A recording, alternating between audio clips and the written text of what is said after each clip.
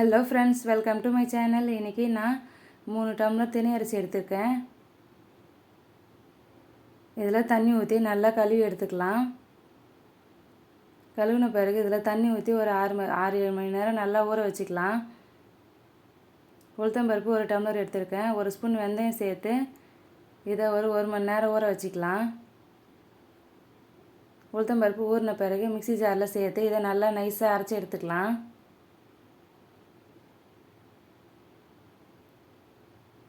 நான் இப்போ இதை ஒரு பாத்திரத்துக்கு சேர்த்துக்கிறேன். இப்போ இதை மிக்ஸி ஜார்லேயே அரிசியும் சேர்த்து நம்ம அரைச்சிட்டு இந்த பாத்திரத்தில் சேர்த்துக்கலாம். கடைசியாக அரிசி அரைக்கும் போது மாவு தேவையான அளவு உப்பு சேர்த்து அரைச்சிக்கலாம். மிக்ஸி ஜார்லேயும் தண்ணி சேர்த்து கழுவிட்டு இந்த மாவுலையே ஊற்றி மாவை நம்ம நல்லா கரைச்சி விட்டுறலாம். இதை ஒரு மூடி போட்டு மூடி ஓவர் நைட்டு புளிக்க விட்டுறலாம். பாருங்கள், மாவில் இப்போ தண்ணி ஆட் பண்ணி தோசை மாவு கன்சிஸ்டன்சிக்கு நம்ம கரைச்சிக்கலாம்.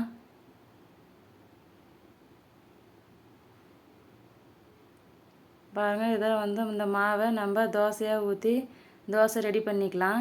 தினை அரிசி நம்ம உடம்புக்கு ரொம்பவே நல்லது. நீங்களும் இதே மாதிரி வீட்டில் ட்ரை பண்ணி பாருங்கள்.